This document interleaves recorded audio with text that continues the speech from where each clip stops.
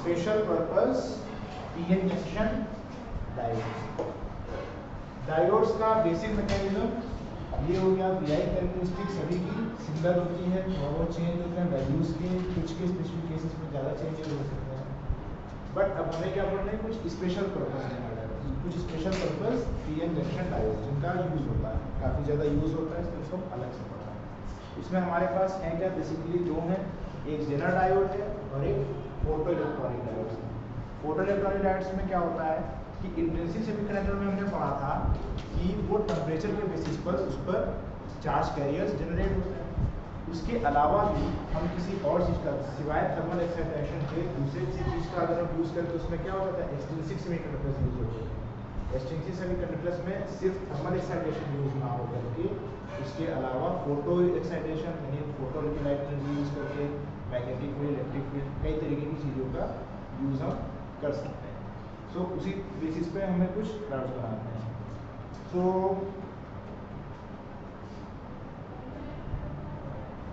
Symbol याद है सभी को डायोड का क्या है। पहली हेडिंग डालो जेनर डायोड, ZENER।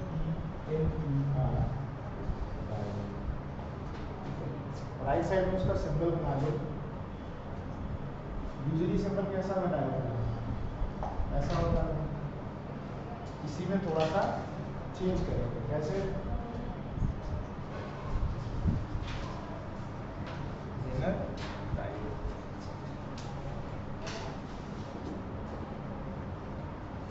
इसकी वीआई कैरेक्टरिस्टिक भी बता देते हैं। वीआई कैरेक्टरिस्टिक सेम है जैसे पहले होती थी। ये एक्सिस जाएगी हमारी V, हो जाएगी I। फॉरवर्ड के लिए हम वोल्टेज को पॉजिटिव लेंगे, करंट को पॉजिटिव लेंगे, रिवर्स बायस में नेगेटिव लेंगे।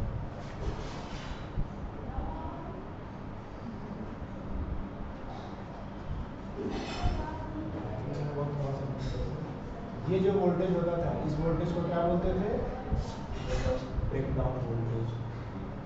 यहाँ पर जैसे इसको सिंबल दे दिया VS, sorry VS VZ, reverse bias में ब्रेकडाउन।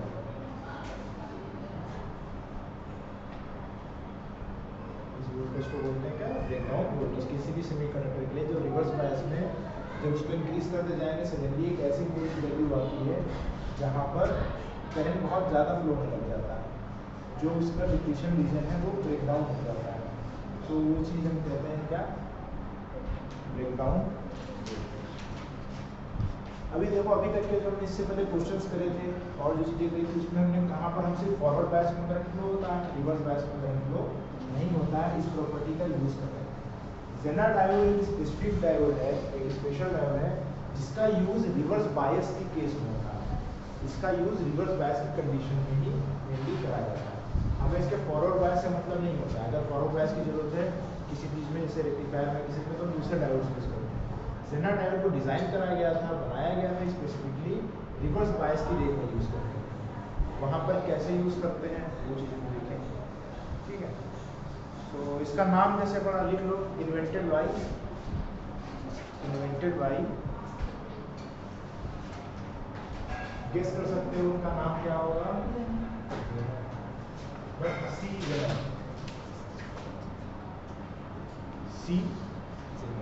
का फुल फॉर्म किसी को पता है क्या कहना नाम है? बेसिकली जेनर नाम के थे ये, इसलिए इनके नाम पर ही इसका नाम है जेनर। नेक्स्ट पॉइंट लिखो, it is design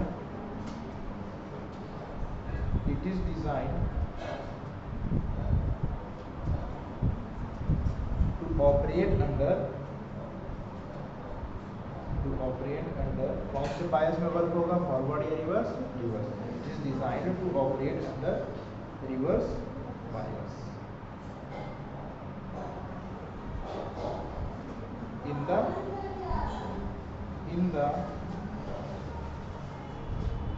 the breakdown region,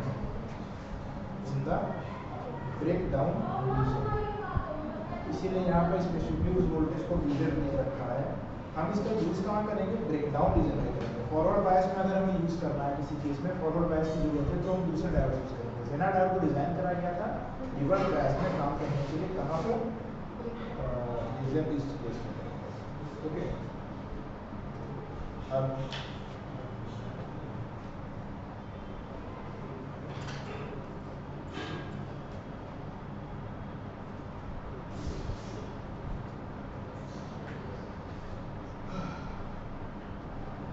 symbol सबको समझ में आ गया। रीजन लिखा, उसी में आगे लिखो एंड। अब ये चीज थोड़ा अंडरलाइन कर लेना या हाईलाइट कर लेना, ये भी करना। Used as a voltage regulator, used as a voltage regulator, voltage regulator. इसका यूज क्या है, कहाँ सबसे इंपॉर्टेंट यूज है, वोल्टेज को रेगुलेट करने में। अब वोल्टेज को रेगुलेट करने में क्या है, थोड़ा सा बेसिक्स में तो बस आप वोल्टेज कौन सी एक्सिस पर है, एक्स एक्सिस पे या वाई एक्सिस पे। वोल्टेज कौन सी एक्सिस पर है, एक्स एक्सिस पे या वाई एक्सिस, एक्स एक्सिस पर है। और करंट किस पर है, वाई एक्सिस पर। तो इस वाली लाइन को देखो, इस पूरी लाइन में जो वोल्टेज है, जो वोल्टेज है, वोल्टेज की वैल्यू क्या है, ये ना एक हमें अप्रोक्सीमेटली वर्टिकल लाइन मिल रही है। तो पूरी लाइन पर वोल्टेज क्या है, सेम है। पूरी लाइन पर वोल्टेज सेम है, बट करंट की वैल्यूज क्या है, कुछ यहाँ पर कुछ और है। यहाँ करंट की वैल्यू ये होगी, यहाँ पर ये होगी, यहाँ पर। तो इस रीजन में अलग अलग करंट में वोल्टेज क्या है, सेम है। अलग अलग केस में अलग अलग करंट में वोल्टेज क्या है, सेम है। तो जेनर डायोड में क्या होता है कि अगर हम इसमें डिफरेंट करंट्स को फ्लो कराते हैं रिवर्स बायस में, और इस वोल्टेज पे उसको कराते हैं कि वो ब्रेकडाउन वोल्टेज के रीजन में पहुंच जाए। उससे कम पे करेंगे तब तो करंट फ्लो नहीं होगा, वो उसके अंदर रहेगा। जब ब्रेकडाउन वोल्टेज के केस में उसमें डिफरेंट करंट्स भी फ्लो कराते हैं, सो वोल्टेज हमेशा सेम दिखता है। सो अगर हमारे पास कोई रिक्वायरमेंट है ऐसी किसी मशीनरी में, किसी इलेक्ट्रॉनिक सर्किट में, किसी भी जगह कि हम चाहते हैं कि करंट कुछ भी हो, हमारा इनपुट हम कैसा भी दे रहे हैं, वोल्टेज हमेशा फिक्स मिले, वोल्टेज में चेंज ना हो, तो हम क्या यूज कर सकते हैं, जेनर डायोड। जैसे स्पेसिफिक केस क्या है, घरों में स्टेबलाइजर होता है, वोल्टेज स्टेबलाइजर पता है आजकल क्या होता है कि इलेक्ट्रॉनिक डिवाइसेस में पहले से अंदर ही वोल्टेज रेगुलेटर आता है। मान लो कि घरों में जो सप्लाई आ रही है उसका वोल्टेज फ्लक्चुएट हो रहा है, कभी 200 वोल्ट आ रहा है, कभी 300 वोल्ट आ रहा है, कभी 220 वोल्ट आ रहा है, कभी 250 वोल्ट आ रहा है। हमारे पास कोई इक्विपमेंट है, मान लो एक टीवी है, टीवी डिजाइन है 240 वोल्ट पर बनकर चलने के लिए, बेस्ट ऑप्टिमम करने के लिए। तो हम क्या चाहेंगे कि हमेशा हमें क्या मिले, 240 वोल्ट ही हो, चाहे करंट कुछ भी आ रहा हो, इनपुट कुछ भी हो। सो ऐसे केसेस में हम इसको यूज करते हैं। इसका काम क्या है, वोल्टेज को रेगुलेट करना। ठीक, इतनी चीज सबको समझ में आई, समझ में आई कि नहीं, ठीक है। अब अलग अलग हम इसको डिजाइन कर सकते हैं, अलग अलग डोपिंग लेवल पर की कौन सी 3 चीजें थी जिसके ऊपर वोल्टेज, इसका नी वोल्टेज और ब्रेकडाउन वोल्टेज डिपेंड करता था। क्वेश्चन करा था उसमें, टेम्परेचर, डोपिंग और क्या था तीसरा, 3 चीजें थी। सो अलग अलग हम डिप्लीशन लेयर का यूज करके, अलग अलग डोपिंग लेवल का यूज करके डिफरेंट वोल्टेजेस के लिए अलग अलग जेनर डायोड बना सकते हैं, उसको यूज कर सकते हैं as a voltage regulator.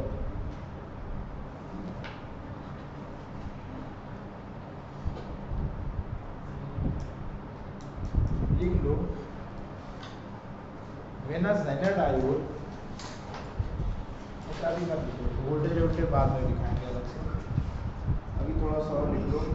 It is fabricated, it is fabricated by heavily doping, it is fabricated by heavily doping, by heavily doping both P and N sides of the junction, both N and P sides of the junction.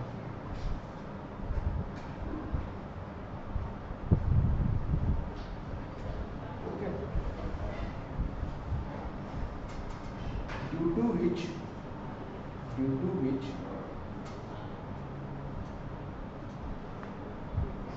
Depletion region कौन सी होती थी? जो layer बनती थी junction पर, ठीक है। Reverse bias में जो इंक्रीज होती थी, फॉरवर्ड बायस में रिड्यूस होती थी, due to which depletion region is very thin,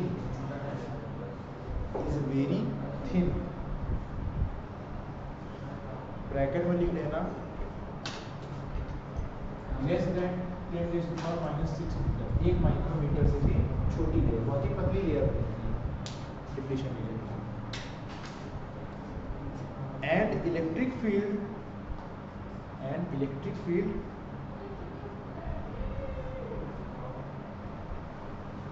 is extremely high,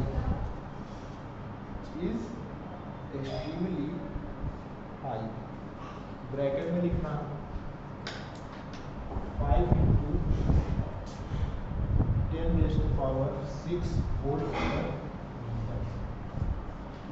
6 volt पर।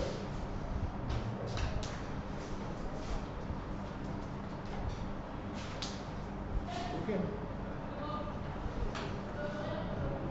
even for a small voltage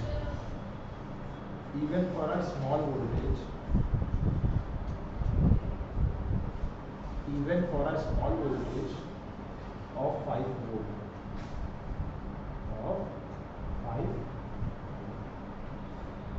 okay. एक ऐसे बॉक्स में ये लिख लो, electric field is equal to voltage upon thickness of layer.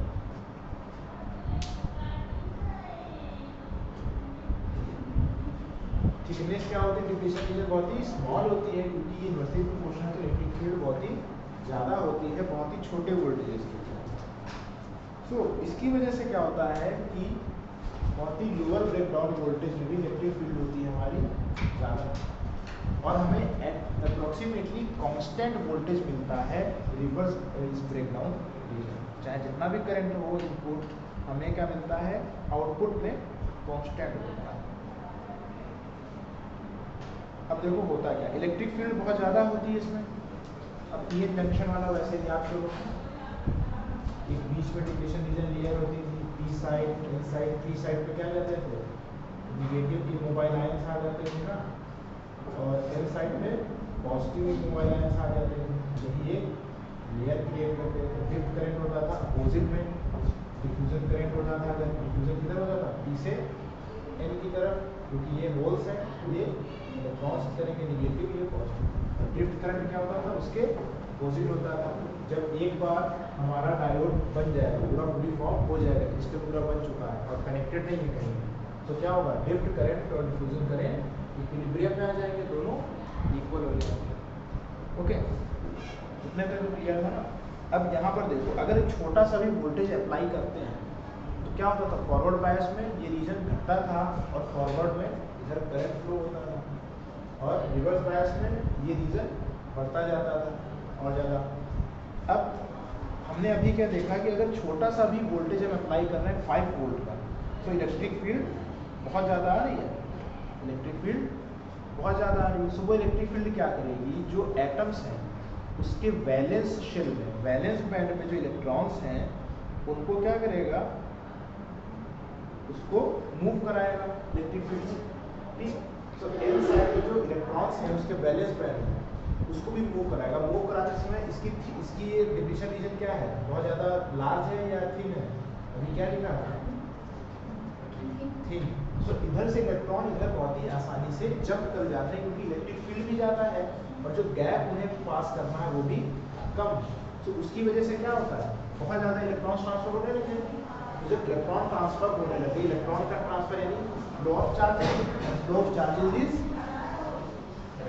Current, flow of charges is increase current ना। So current बहुत ही high level पे फ्लो लेता है। वही रीज़न है कि ब्रेकडाउन टू वोल्टेज में पहुंचने के बाद बहुत ज़्यादा करंट हमें मिलने लग जाता है। इतनी चीज़ क्लियर है? तो ये जो मेथड है एमिशन का इलेक्ट्रॉन कुछ रिवर्स बायस वोल्टेज के बाद, क्योंकि इस डिप्लीशन रीजन क्या होगा? इस वोल्टेज के बाद ब्रेकडाउन हो जाएगा, वो वर्क नहीं करेगा। तो उसके बाद जो इसे कहते हैं, इस फिनोमेनन को पूरे को बोलते हैं इंटरनल फील्ड एमिशन।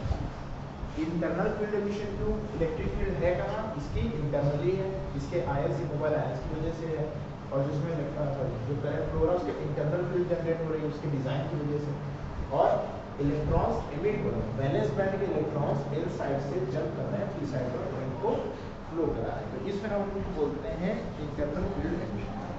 इसकी वजह से बहुत ज़्यादा रिवर्स करंट में मिल रहा है, करंट की वैल्यू देखो सडनली यहाँ से स्पाइक होकर के बहुत ज़्यादा हो।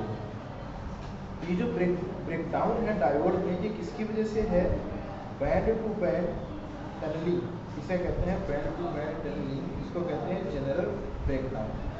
ठीक, कुछ समझ में आया, थोड़ा बहुत लिखो। दिस हाई इलेक्ट्रिक फील्ड, चाहो तो सिर्फ कैपिटल ई लिख सकते हो, ऐसे लिखना, लेकिन okay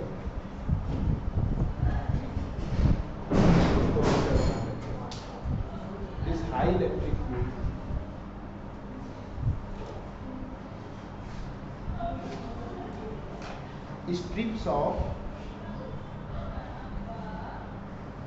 strips of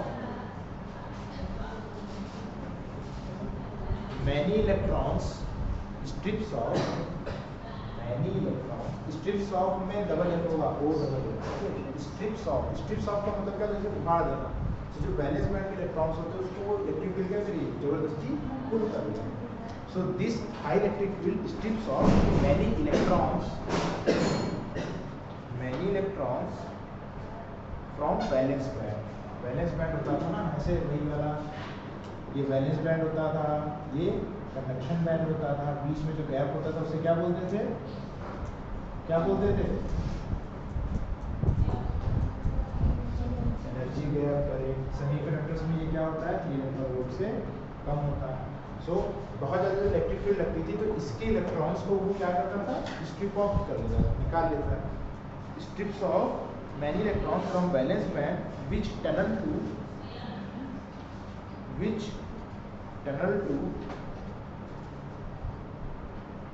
n side, which tunnel to n side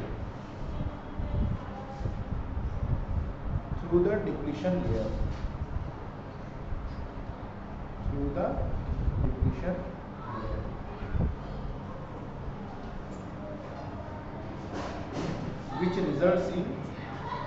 which results in large reverse current, which results क्या होता है, इस चीज का रिजल्ट क्या है, large reverse current, reverse bias में से रिवर्स करेंगे।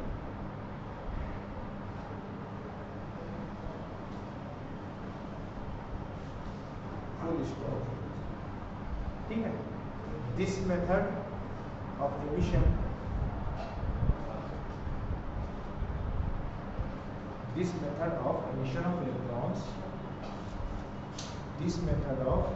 of electrons beyond a certain voltage, इसी वोल्टेज को बोलते हैं general voltage, beyond a certain voltage, bracket में लिख लेना capital B subscript Z,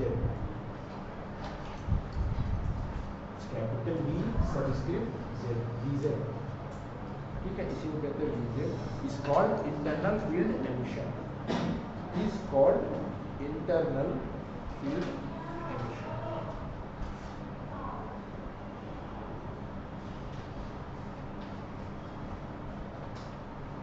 okay, इसको हम तो इस वाले ब्रेकडाउन को हम जनरल ब्रेकडाउन भी बोलते हैं। इंटरनल फील्ड एमिशन उस फिनोमेनन को है कि जो इलेक्ट्रॉन्स ड्रिप ऑफ हो रहा है, और इसी वजह से इसका नाम है जेनर। इसकी बेसिक प्रॉपर्टी क्या है कि हाई करंट में करंट फ्लक्चुएट हो रहा है, इनपुट वोल्टेज कुछ भी होगा, हमें क्या मिलेगा, हमेशा एक कांस्टेंट वोल्टेज मिलेगा। हम इसको इनपुट कुछ भी देंगे, ज़्यादा वोल्टेज देंगे, 5 वोल्ट है मान लिया इसका ब्रेकडाउन, कम देंगे तब तो वो उस रीजन में पहुँचेगा नहीं। उसके आगे हम उसे चाहे जितना वोल्टेज दें, चाहे जितना करंट दें, वो हमेशा आउटपुट क्या करेगा, एक कांस्टेंट वोल्टेज पर ही देगा। इतना सबको क्लियर है कि बेसिक फंक्शन क्या देना है, बहुत ज़्यादा उससे मतलब हमें नहीं है, मतलब हमारा ये है कि कैसे वर्क करता है, ठीक है। सिंपल ध्यान रखना,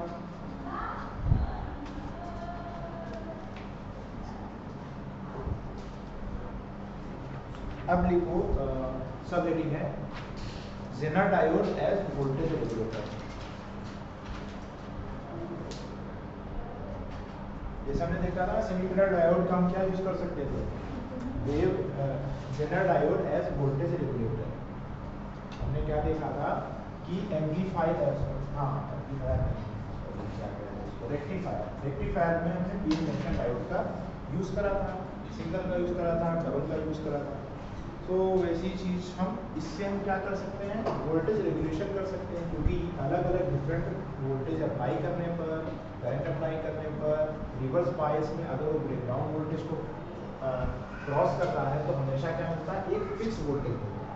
तो इसका यूज हम कर सकते हैं वोल्टेज रेगुलेटर की तरह। तो लिखो, तो इसको सबसे पहले तो प्रिंसिपली में लिखना है कि यूज कैसे हो रहा है। ठीक है, ये लाइन है, कैसे एक्सप्लेन करेगी उसी चीज को बोलेगा। व्हेन अ जेनर डायोड, जब एक जेनर डायोड को क्या करते हैं, is operated in the reverse breakdown region. When a Zener diode is operated in the reverse breakdown region, is operated in the reverse breakdown region, region मतलब REGION, in the reverse breakdown reason,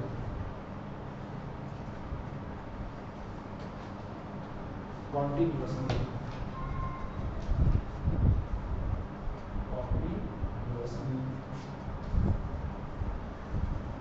जब हम एक Zener diode को कहाँ use करते हैं, reverse breakdown वाले reason में यूज करते हैं और कॉन्टिन्यूसली लगातार यूज करते हैं।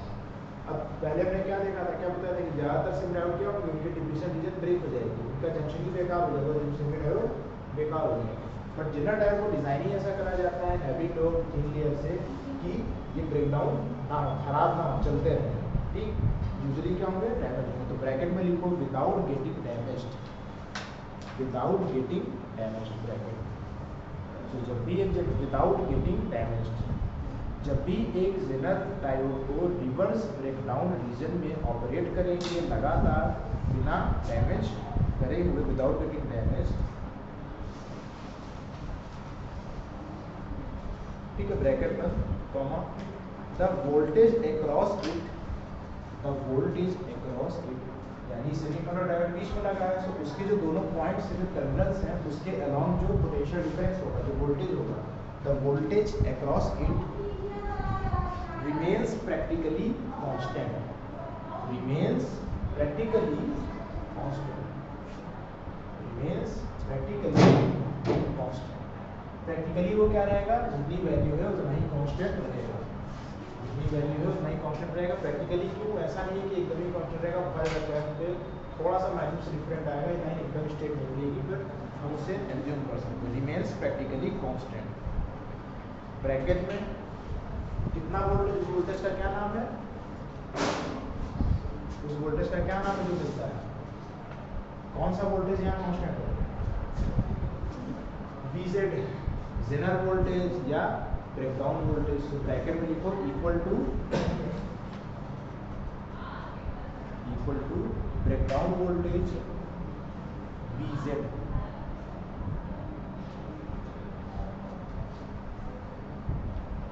जब भी एक जेनर डायोड को ब्रेकडाउन रीजन में ऑपरेट करेंगे लगातार, तो हमें हमेशा क्या मिलेगा, कांस्टेंट वोल्टेज मिलेगा।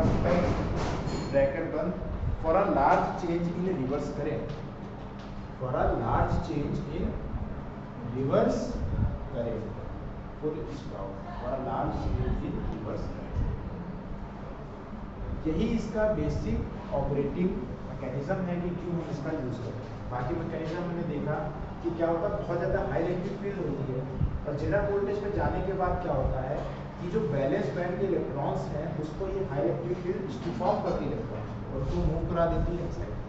उसकी वजह से क्या, इलेक्ट्रॉन जो चार्ज कैरियर है वो बहुत ज़्यादा बढ़ जाते हैं, उसकी वजह से बहुत ही लार्ज करंट मिलता है। ठीक है, थोड़ा सा समझ लेते हैं, पूरा डिटेल में लिखा है।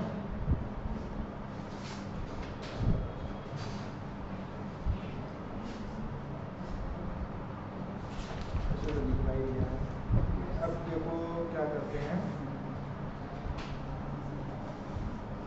एक सर्किट बनाना है।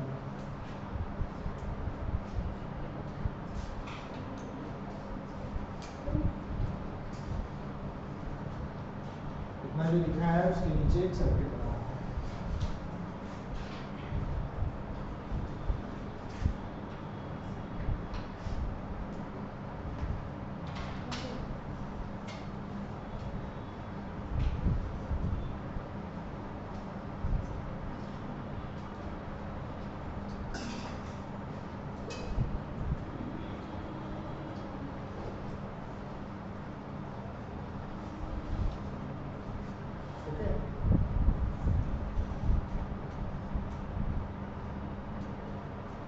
ये दो टर्मिनल हो गए जिसके अंदर इनपुट आएगा, ठीक है।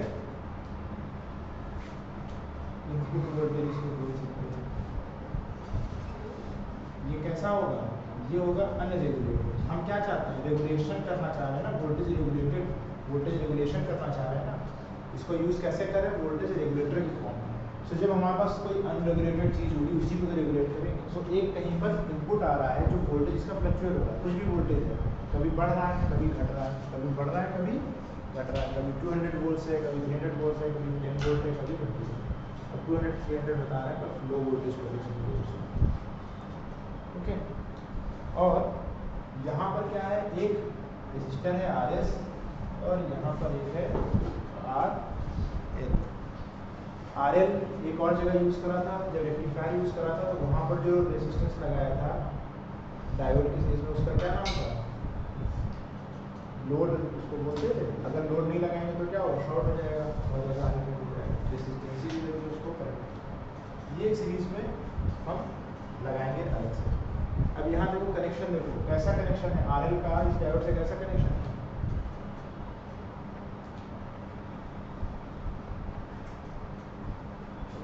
आउटपुट हमें क्या मिलेगा? यहाँ पर। सो आउटपुट वोल्टेज मिलेगा यहाँ पर। ये कैसा होगा? ये रेगुलेटेड होगा, ये कांस्टेंट वोल्टेज हमें मिलेगा। इसमें चेंज नहीं होगा, चेंज ये वाला होगा, ये इनपुट नहीं होगा। अब यहाँ देखो ये कैसा लगा है? करंट की डायरेक्शन नहीं है बताइए ना। करंट देखो ऐसे रहेगा, इधर से करंट आएगा। अब इधर से करंट क्यों आ रहा है? क्या इसमें करंट फ्लो होगा? ये फॉरवर्ड बायस है, रिवर्स बायस है? करंट ऐसे आ रहा है, रिवर्स बायस है। ये क्या होता है? P साइड, ये N साइड। जेनर डायोड किस में वर्क करते हैं? उसको रिवर्स बायस, उसको रिवर्स करना। अगर फॉरवर्ड बायस में लगाएंगे तो ये वोल्टेज रेगुलेटर वाला काम नहीं करेगा। अब इसमें देखो होता कैसे है वर्क। इतना मैंने स्ट्रक्चर पूरा समझ में आ गया। अब देखो एक यूज को हम रेक्टिफायर के साथ कर सकते हैं। जब हमने रेक्टिफायर ही लगाया था तो उसमें में आउटपुट DC वोल्टेज कैसा मिल रहा था? ऐसे मिल रहा था ना। क्या यहाँ वोल्टेज कांस्टेंट है? वोल्टेज तो चेंज हो रहा है ना। इस पर वोल्टेज शॉर्ट हो रहा है ना। वोल्टेज बढ़ रहा है पहले, फिर घट रहा है, फिर बढ़ रहा है, फिर घट रहा है, फिर बढ़ रहा है, फिर घट रहा है। अगर हम चाहते हैं कांस्टेंट वोल्टेज तो किसको यूज कर सकते हैं? इसको। सो हम जो चाहें तो एक रेक्टिफायर का जो आउटपुट आ रहा है उसको यहाँ इनपुट में इसमें लगा सकते हैं। ये कैसा होगा? अनरेगुलेटेड, क्योंकि इसकी वैल्यू चेंज होगी। और इस सर्किट से हमें मिलेगा क्या आउटपुट में? एक रेगुलेटेड। हमें मिलेगा कैसे? ऐसे एक कांस्टेंट वोल्टेज मिलेगा। यही जेनर डायोड का वर्क है, ठीक है। इतना पहले बना लो, सब बना लिया। नीचे जाओ तो लिख लो RS क्या है? Series resistance. और RL क्या है? Series load resistance.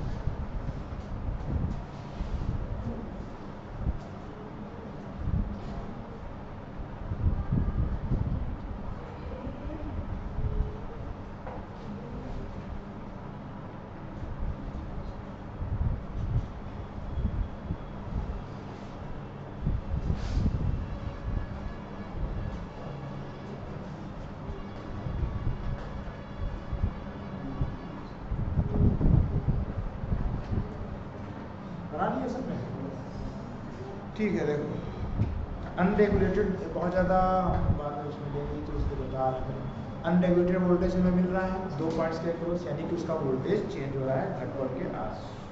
मान लिया कि वो रेक्टिफायर वाला भी हो सकता है, कोई अदर सोर्स से भी हो सकता है, वो तो कोई फिक्स चेंज उसमें नहीं है। ठीक, पर इससे थोड़ा समझने में आसानी हो सकती है कि एक हमारे पास पिक्चर बन रखी है, पहले क्या रहा वोल्टेज घट रहा है फिर बढ़ रहा है, हमें क्या चाहिए कि एक कांस्टेंट वोल्टेज। तो हमने क्या करा कि अगर इनपुट वोल्टेज यहाँ से यहाँ जाने पर इनपुट वोल्टेज क्या हो रहा है, घट रहा है बढ़ रहा है, यहाँ से यहाँ जाने पर बढ़ रहा है, इंक्रीज हो रहा है, तो अभी इसके अंदर वोल्टेज बढ़ेगा। ओके, जब बढ़ेगा तो आरएस के थ्रू करंट क्या होगा, बढ़ेगा या घटेगा। अब ओम्स लॉ लगाओ, बताओ जब इनपुट वोल्टेज इंक्रीज हो रहा है तो करंट क्या होगा, बढ़ेगा या घटेगा। करंट और वोल्टेज में कैसा रिलेशन होता है, प्रोपोर्शनल या इनवर्सली प्रोपोर्शनल। बढ़ेगा। 200 वोल्ट पे 2 रुपये ज़्यादा करंट आता है तो 400 वोल्ट पे V = IR होता है। R क्या कांस्टेंट होता है ना, ओम्स लॉ क्या होता है कि V is directly proportional to I। तो अगर वोल्टेज इंक्रीज होगा करंट भी इंक्रीज होगा। तो RS के थ्रू और RI के थ्रू, सॉरी डायोड के थ्रू, दोनों के थ्रू करंट क्या होगा, बढ़ेगा। ठीक है, अब इसकी वजह से जो RS है, ओके, RS के थ्रू जो वोल्टेज ड्रॉप है, तो देखो इसके अंदर जो RS के अंदर जो वोल्टेज ड्रॉप होगा, RS कांस्टेंट है क्योंकि रेजिस्टेंस है तो कुछ चेंज होगा। क्या इसमें कोई चेंज आएगा, अभी हमने क्या देखा, इसके थ्रू चेंज नहीं होगा, इसमें तो कांस्टेंट वैल्यू आती है, वोल्टेज इसके अंदर कांस्टेंट रहेगा। इस केस में अगर वो रिवर्स ब्रेकडाउन के ज़्यादा लग रहा है तो, ठीक है, ये किस वजह से, क्योंकि ब्रेकडाउन, हाँ क्या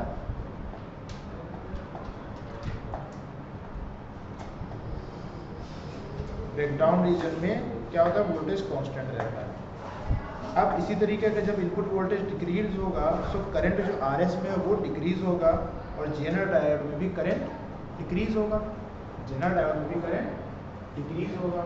तो कैरेक्टरिस्टिक क्या थी, ये डिक्रीज इतनी समझ आ रहा है कि नहीं, क्योंकि जब वोल्टेज इंक्रीज होगा तो इसका करंट जो है, मान लिया यहाँ से करंट बढ़ गया यहाँ होगा, बट क्या वोल्टेज में चेंज आया, वोल्टेज कितना है अभी जनरल डायोड में, वही रीजन है ना।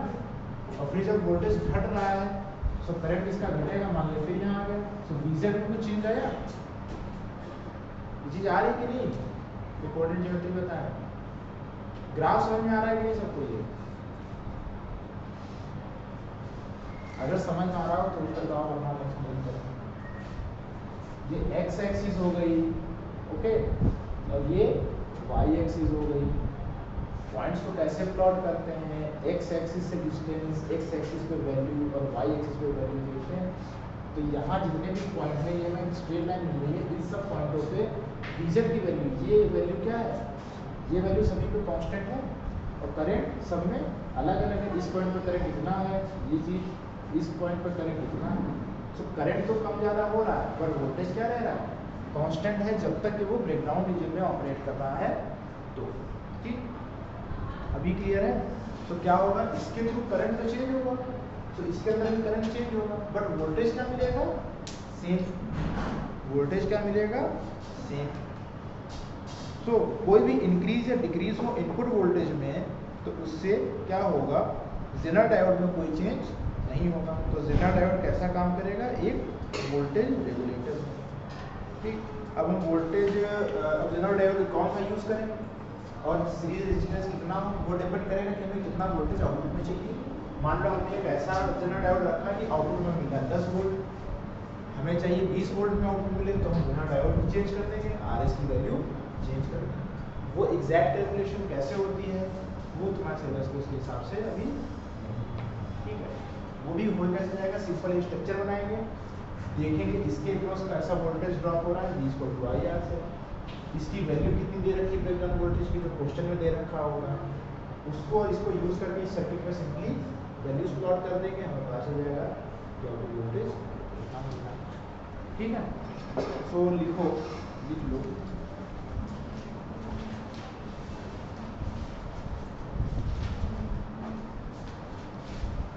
इंक्रीज और डिक्रीज, इंक्रीज इस ऑब्लिक लगा के decrease across increase or decrease of input voltage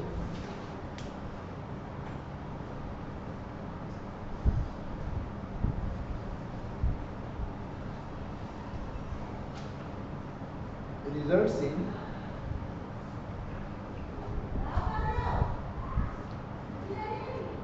increase or decrease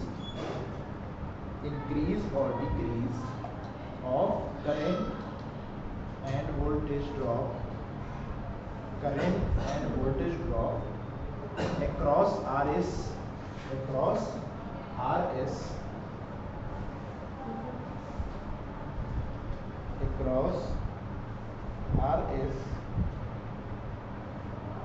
increase or decrease of current across RS and diode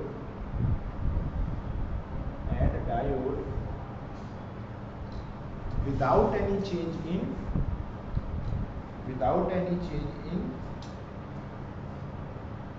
voltage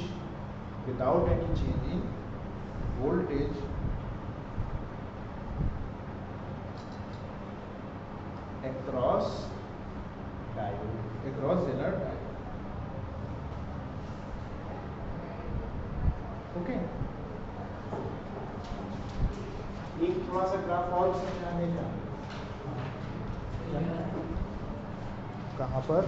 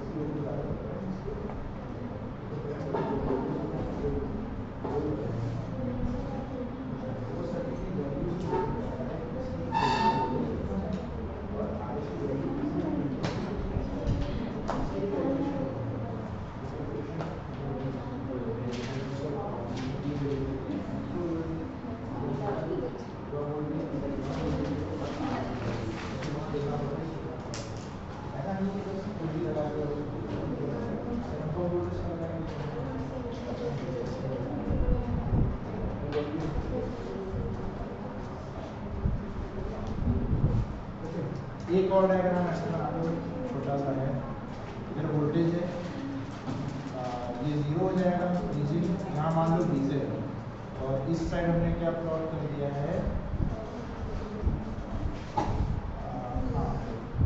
we output, इधर देख लो इनपुट वोल्टेज, और इधर हो जाएगा आउटपुट। तो देखो, जब तक के हम नहीं पहुंचेंगे बीजेड वाली रेंज में, जब तक बीजेड की रेंज में नहीं पहुंचेंगे तब तक तो क्या वो अपना ऐसे वोल्टेज चेंज हो रहा है ना, तो ऐसे होता है। एक बार जब बीजेड की रेंज में पहुंच जाएंगे तो फिर वोल्टेज कम जाएगा, कांस्टेंट हो जाएगा। तो ऐसा नहीं है कि कोई भी हम वैल्यू लगा दे रहे हैं और हमें कांस्टेंट वोल्टेज मिल जाएगा, वो डिपेंड करेगा इनपुट वोल्टेज है कितना, आरएस हमने कौन सा चूज करा है, और जेनर डायोड हमने कौन से ब्रेकडाउन वोल्टेज को चूज करा। उसके ऊपर कैलकुलेशन से पता चलेगा कि आउटपुट वोल्टेज में कितना मिलेगा और सही रेंज में मिलेगा भी या नहीं। ओके, आखिरी वाली की बचा है, we have to select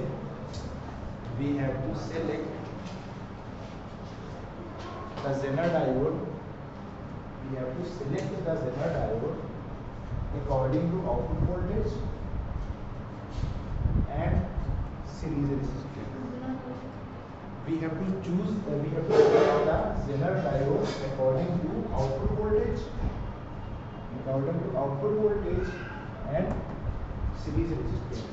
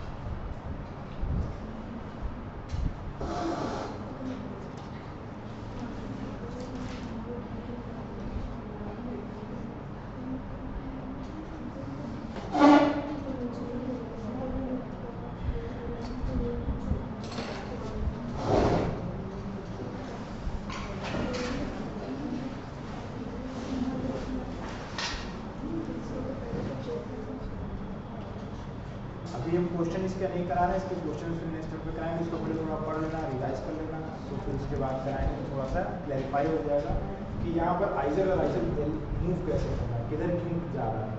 ठीक है, एनसीईआरटी में भी एक क्वेश्चन है, वो तो टिपिकल है क्योंकि थोड़ा उस पर ज़्यादा काम आता नहीं है, इसलिए फिलहाल क्वेश्चन करो। मैंने इस पेज की फिट भेजी थी कि नहीं, पेज नंबर 130 में।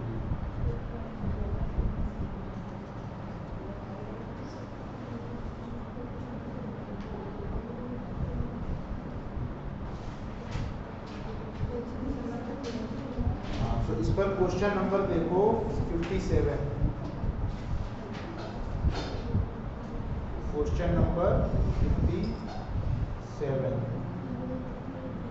Jenner diode is used for, किसके लिए यूज होता है? Amplification, rectification, stabilisation, producing oscillations in an oscillator.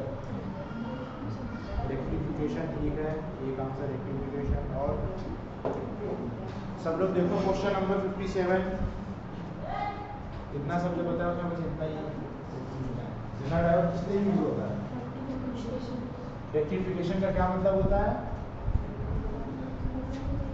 देखो नोट्स में कहाँ लिखा था रेक्टिफिकेशन।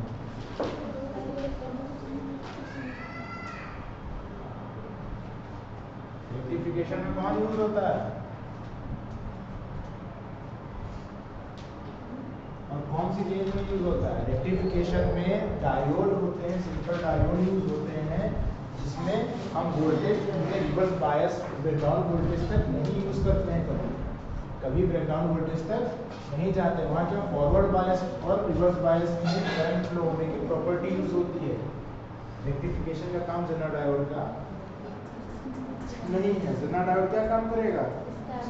स्टेबलाइजेशन। स्टेबल मतलब क्या होता है?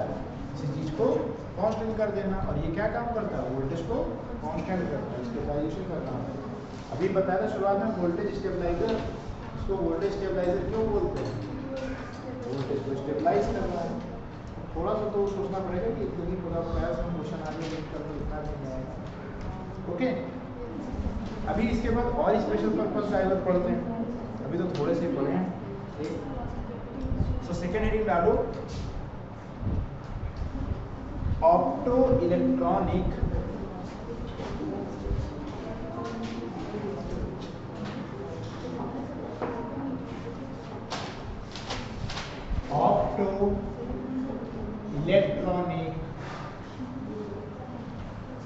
Junction diodes.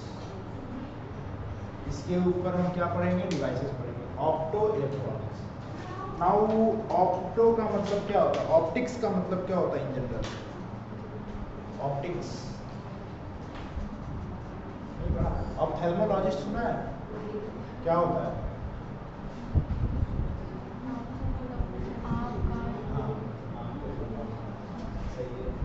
ऑप्टिकल सुना है? ऑप्टिकल्स कहाँ कहाँ सुना है? कहाँ देखा?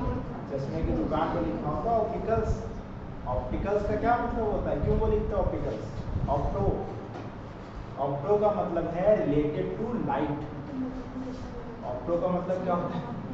Related to light. ऐसा नहीं जो चश्मे वाले लगाते हो। ऑप्टो का मतलब क्या है? Light, related to. तो ऑप्टिक्स उसी तरह से फील्ड होती है फिजिक्स में, जो मैं पढ़ी भी है ऑप्टिक्स। ठीक, सो ऑप्टिक्स से ऑप्टो इलेक्ट्रॉनिक में क्या मतलब है? हम ऐसे डायोड्स के बारे में देखेंगे जिनके ऊपर फर्क पड़ता है लाइट्स, लाइट्स से उनके बिहेवियर पर चेंज हो रहा है। सो लिखो, semiconductor diodes, semiconductor diodes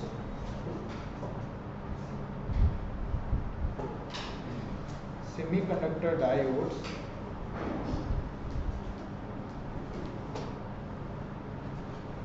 in which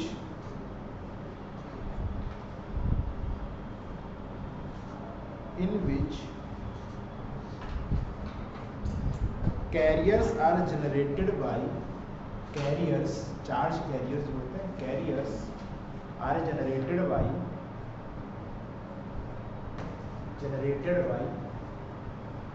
photons। photons की स्पेलिंग क्या होगी? PHOT, कोई लोग FOTO में मिलता है, फोटॉन्स, फोटॉन्स पता है ना क्या होता है फोटॉन? एनर्जी के पैकेट, ठीक है, पैकेट्स ऑफ एनर्जी। एनर्जी जो मूव होती है वो हमें क्या पता है, कॉन्टिन्यूस फॉर्म में नहीं होती है, वो कैसे होती है, क्वांटाइज्ड होती है। सो जो क्वांटम होता है एक एनर्जी का एटॉमिक लेवल पर, सब एटॉमिक लेवल पर, उसे हम कहते हैं फोटॉन। सो वन क्वांटम, ठीक है, कॉमा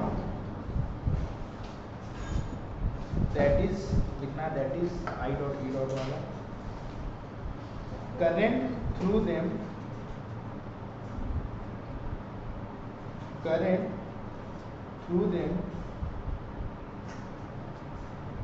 changes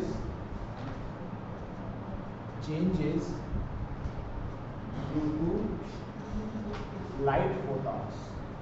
जो लाइट एनर्जी है उसके फोटॉन्स की वजह से डायोड्स में चेंज आ जाए, उसके बिहेवियर में। हो सकता है उसमें करंट ज़्यादा आसानी से फ्लो हो सकता है कि करंट सिर्फ लाइट नहीं फ्लो हो, ऐसा भी हो सकता है कि करंट फ्लो करने पर लाइट फोटॉन्स रिलीज हो, तो वो सब। अब हमें क्या पढ़ना है, डिवाइसेस, इसकी डिवाइसेस। तो डिवाइसेस की तीन तरीके से हो सकती है। देखो डिवाइसेस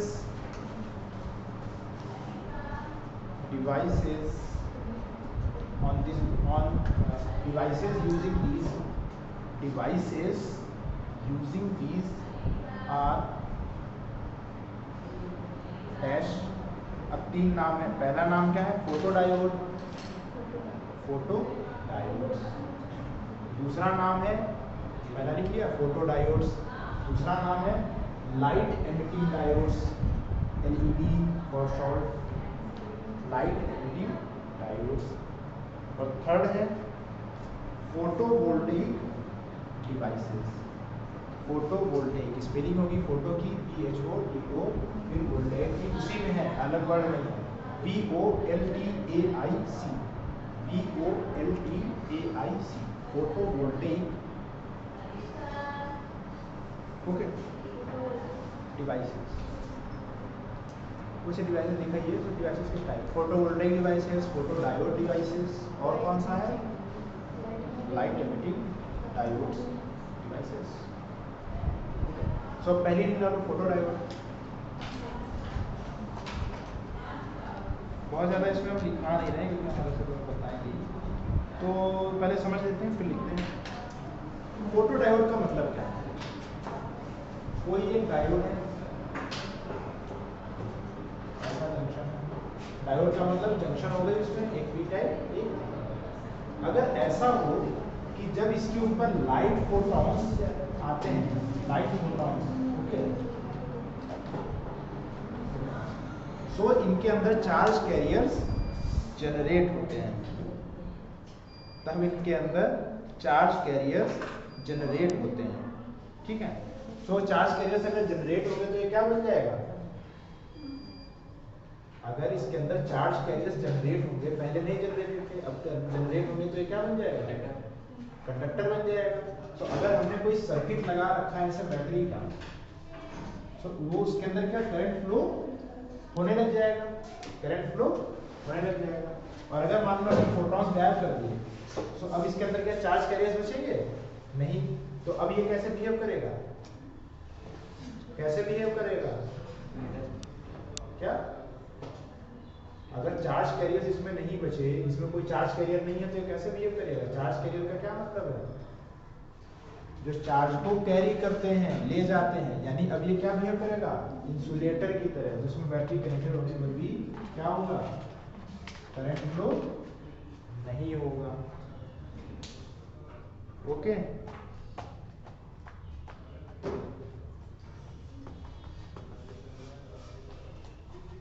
तो इसका यूज हम क्या कर सकते हैं,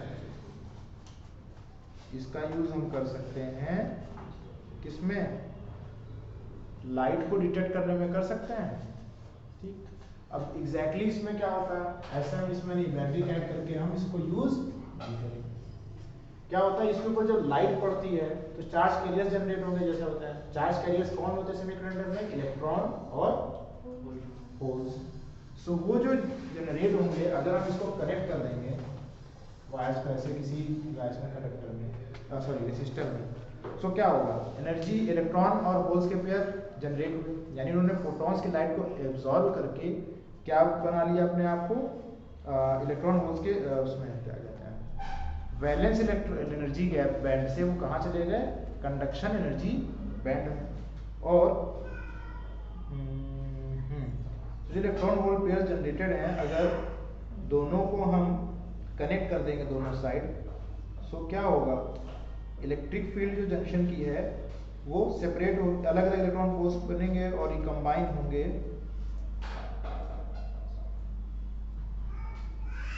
अगर हम एक्सटर्नल लोड लगाएंगे जैसे कोई रेसिस्टर लगाएंगे तो करंट क्या होगा, करंट फ्लो होगा। अब जो फोटो करंट है वो किसके ऊपर डिपेंड करेगा कि लाइट कितनी ज्यादा है।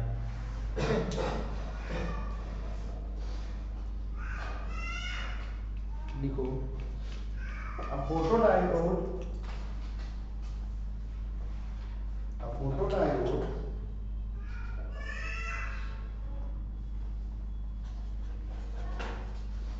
is a photosensitive semiconductor. A photodiode is fabricated. A photodiode is fabricated from a photosensitive semiconductor. From a photosensitive semiconductor. ऐसे मटेरियल्स का हम यूज करते हैं, ऐसा नहीं कि हर कंडक्टर बस ऐसे धूप में रख दिया तो वैसे बिहेव करेगा, सेम बिहेवियर नहीं करेगा। ऐसे मटेरियल्स का यूज करते हैं जो फोटो सेंसिटिव है, यानी जिनमें ये प्रॉपर्टी हो कि फोटो से उनकी बिहेवियर चेंज होता। From photo sensitive conductor and provided with transparent window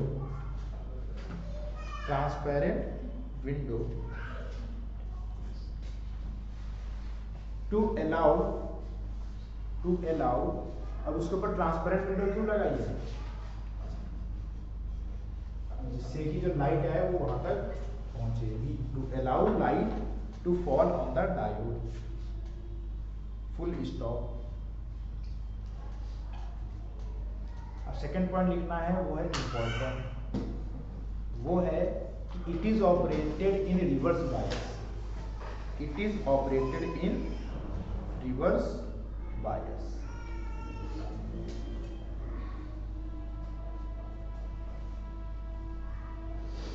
reverse bias, full stop. कैसे ऑपरेट करेंगे, रिवर्स बायस में। रिवर्स बायस में इसके थ्रू जो करंट डेवलप होता है वो ज़्यादा होता है और फॉरवर्ड बायस में नेग्लिजिबल होता है, तो इसलिए रिवर्स बायस में यूज करते हैं।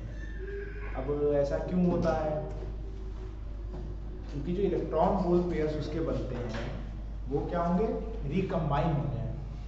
अब डिप्लीशन रीजन रिकॉम्बिनेशन में क्या होता है, जब इलेक्ट्रॉन और होल पेयर दोबारा कंबाइन होंगे तो क्या होगा, इनका चार्जेस कम हो जाएंगे। ठीक, और ऐसा कहाँ होता है, इसमें डिप्लीशन रीजन में होता है ना, इलेक्ट्रॉन होल रिकम्बाइनिंग वाला याद है, नहीं याद है। डिप्लीशन रीजन में क्या होता है, एक साइड इमोबाइल आयंस बनते थे, दूसरे साइड मोबाइल आयंस। तो जैसे पी साइड पे कौन बनता था, निगेटिव आयंस या पॉजिटिव आयंस, निगेटिव आयंस बनते थे। तो अगर एक साइड से होल आएगा उस नेगेटिव साइड से ऐड होगा तो क्या होगा, दोनों कंबाइन हो जाएंगे, सो लेयर कम होती थी ना, ठीक है ना। सो वो किस में होगा, रिवर्स बायस में होगा ना, जो उससे होल आए। तो जब कंबाइन होंगे तभी जो उनकी एनर्जी एब्जॉर्ब होती है वो एनर्जी रिलीज होगी।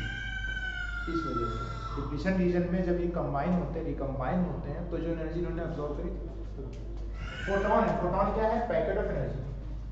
यहाँ पर कोई एटम है, उसने एनर्जी एब्जॉर्ब कर ली, फिर वो जब अलग अलग हो गया कंबाइन हो गया, जब वो दोबारा कंबाइन होगा तो एनर्जी रिलीज होगी। अब वो एनर्जी किस फॉर्म में रिलीज होगी, वो एनर्जी रिलीज होगी इलेक्ट्रिसिटी वाली फॉर्म में, ईएमएफ की फॉर्म में, उसी की वजह से इलेक्ट्रिक करंट फ्लो होता है। तो जब रिकम्बाइन होंगे उस समय वो एनर्जी। फिलहाल लिख लिया। व्हेन फोटॉन्स, नेक्स्ट पॉइंट है, थोड़ा सा शॉर्ट में बताना है। When photons with energy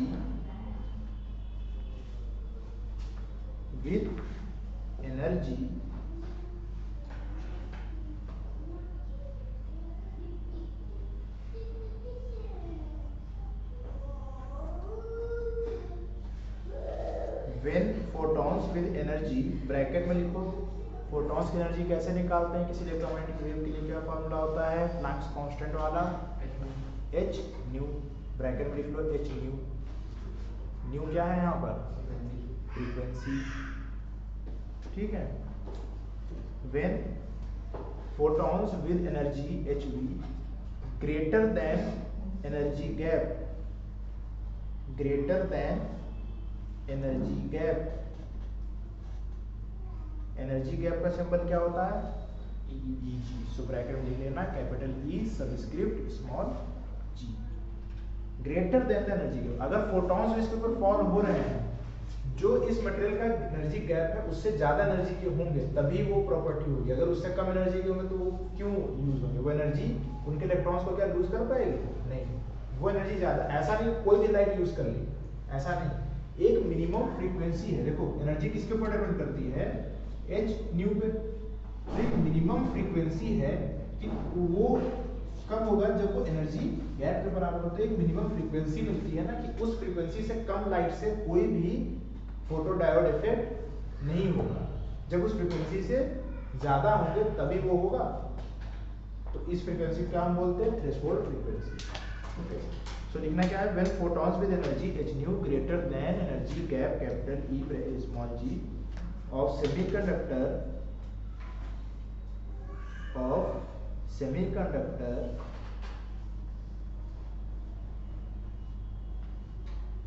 falls on diode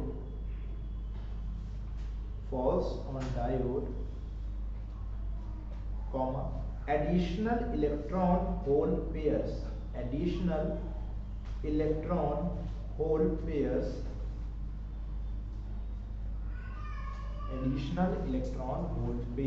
are generated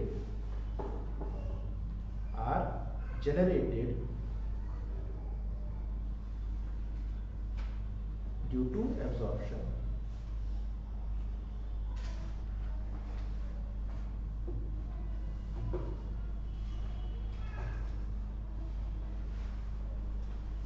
okay, full stop. अब इनकी डिजाइन की बात आती है, इनको डिजाइन करा जाता है बड़े ही स्पेसिफिक तरीके से, ऐसा नहीं कि कोई बस दिया कर, इनको डिजाइन करते समय ऐसा करा जाता है कि जो लाइट के फोटॉन्स एब्जॉर्ब हो रहे हैं, एडिशनल इलेक्ट्रॉन होल पेयर्स बन रहे हैं, वो कहाँ पर बने, वो डिप्लीशन रीजन में बने। डिप्लीशन रीजन कहाँ होता है, डिप्लीशन होता है ना कि यहाँ पर वो बने। सो एक तरीका क्या है, यहाँ सब ढक दो, यहाँ सब ढक दो, लाइट यहाँ पर ट्रांसपेरेंट विंडो लगा दो, ठीक, और बस उसके ऊपर लाइट पड़ेगी तो वहीं पर जनरेट हो, ठीक। तो वो तो एक तरीका है, और भी तरीके होते हैं, उसको बहुत ही फ्लैट बनाया जाता है और डिप्लीशन रीजन को ठीक ऐसे फैला करके रखा जाता है, तो उसके वो उससे मैं मतलब नेगेटिव कैसे करता हूँ, ठीक है। नेक्स्ट लिखो, लिखना बहुत हो रहा है ना, कम लिखा है। Fabricated in such a way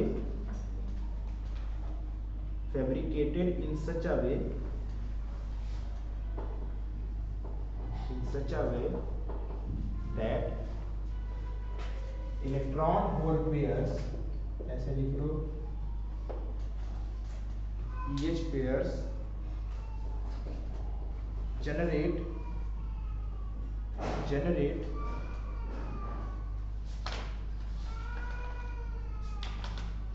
in or near depletion region, ठीक, छोटा लिखा दिया, इन और नियर डिप्लीशन रीजन। इस तरीके से डिजाइन करा जाता है कि इलेक्ट्रॉन होल पेयर्स बने कहाँ, डिप्लीशन रीजन में बने। अब डिप्लीशन रीजन में क्यों बना है, डिप्लीशन रीजन में फिर से देखो वही पुराना वाला डायग्राम, दो करंट होते थे, एक करंट कौन होता था,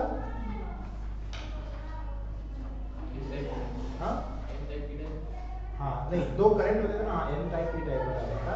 करंट के टाइप क्या होते थे, दो करंट लगते थे, डिप्लीशन रीजन में एक जनरल कंसंट्रेशन कैरियर की वजह से डिफ्यूजन करंट, एक डिफ्यूजन करंट होता था जो पी से एन की तरफ और एक ड्रिफ्ट। सो मान लीजिए यहाँ पर इलेक्ट्रॉन होल पेयर्स बने, अब यहाँ पर इलेक्ट्रिक फील्ड होती थी ना, जो इमोबाइल आयंस होते थे उसकी वजह से क्या जनरेट होती थी, इलेक्ट्रिक फील्ड होती थी ना, वही जो बैरियर पोटेंशियल जनरेट करती थी।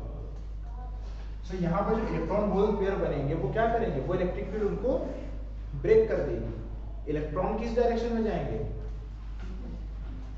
इलेक्ट्रिक फील्ड के अपोजिट डायरेक्शन में। इलेक्ट्रॉन नेगेटिव चार्ज होते हैं ना, अपोजिट डायरेक्शन में जाएंगे, और होल्स कहाँ जाएंगे, दूसरे साइड में, अपोजिट साइड में।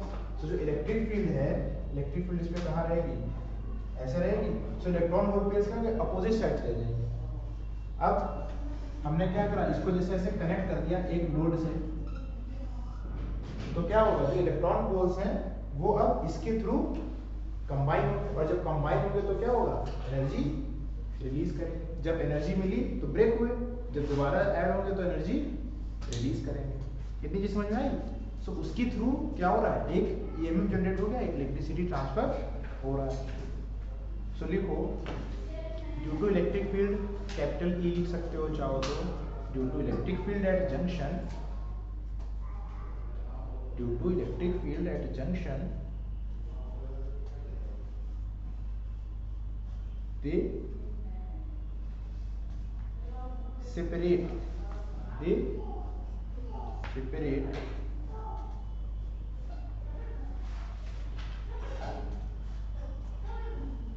so electrons move to n side, ये ध्यान रखना, electrons move to n side and holes move to p side।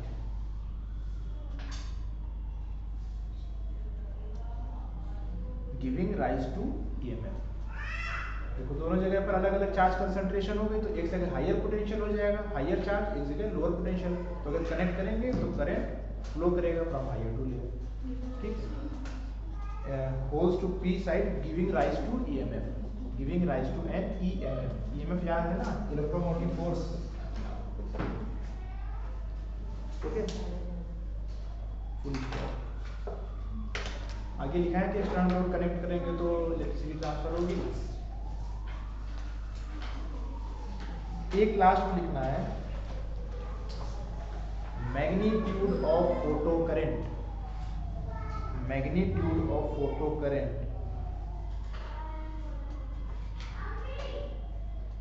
ये इंपॉर्टेंट पॉइंट है। Magnitude of photo current depends on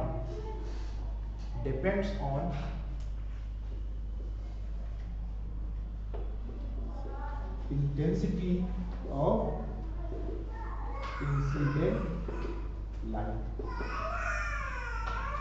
वो फ्रीक्वेंसी हमने बताया ना कि मिनिमम फ्रीक्वेंसी चाहिए होती है, उससे ज्यादा करीब होगा, वो चीज याद रहेगी, तो उसको भी लिखा है। चलो लिखिए,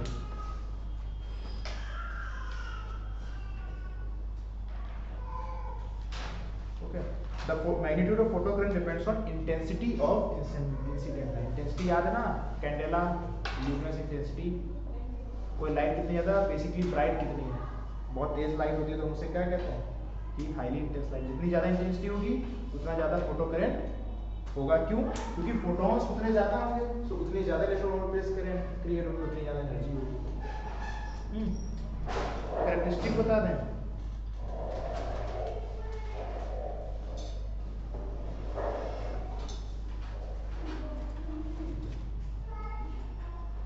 डायग्राम बना लो वैसे, डायग्राम बताओ कहाँ रीजन में बनेगा, इस रीजन में, इस रीजन में। पहले बात तो ये, यहाँ पर बनाएंगे वी आई है, यहाँ क्यों, क्योंकि कहाँ पर होता है, क्या इंपॉर्टेंट क्या था, it operates at the reverse wire. So देखो अलग अलग इंटेंसिटी के लिए क्या होगा, कोई ये एक इंटेंसिटी होगी, ये कोई दूसरी इंटेंसिटी के लिए,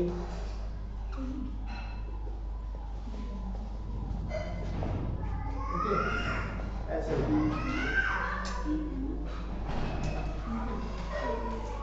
करंट रेंज क्या होगी,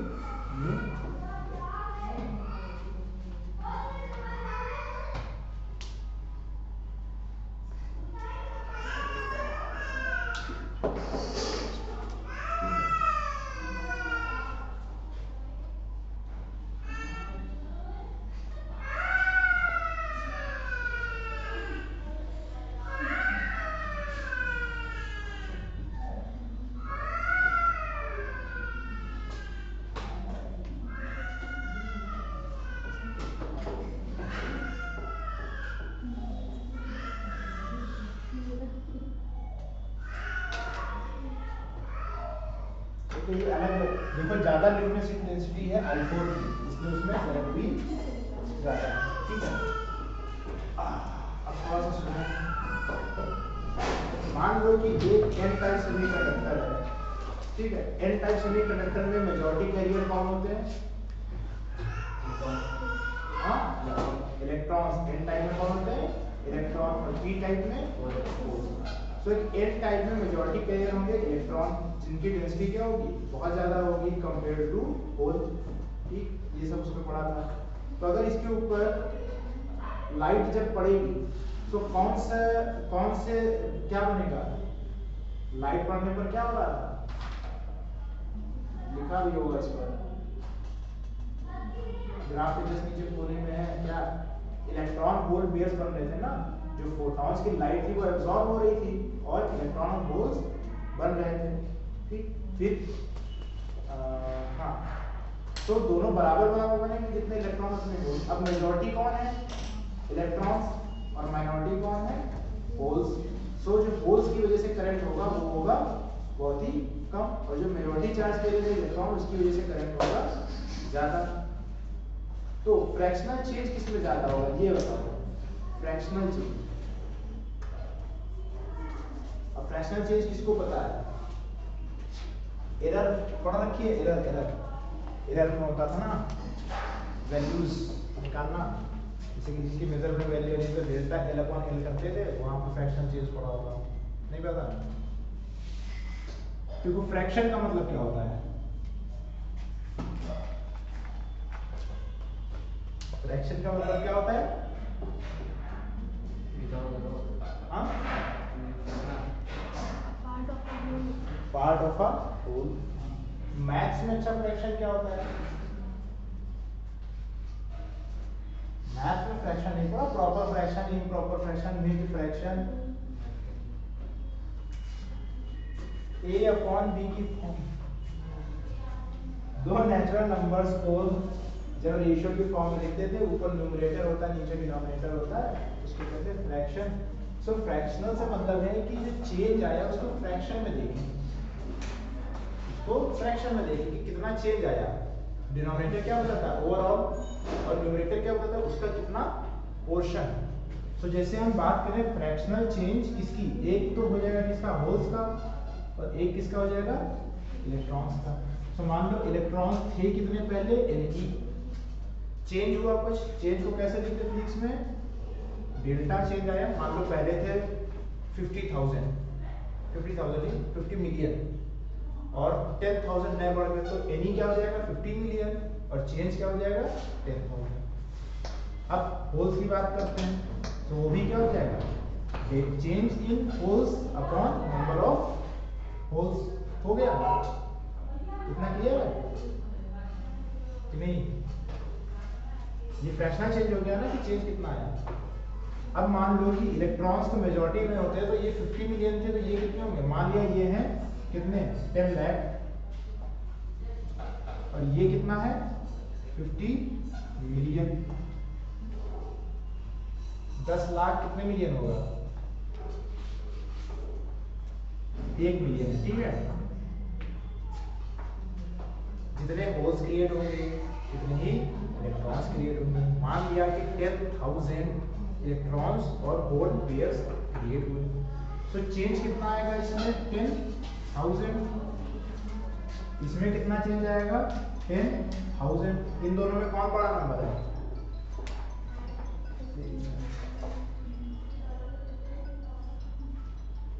हेलो, ठीक है, थोड़ी देर में कॉल करें, काम है।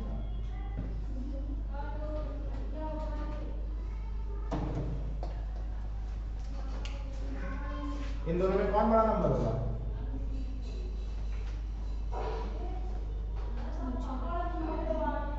ये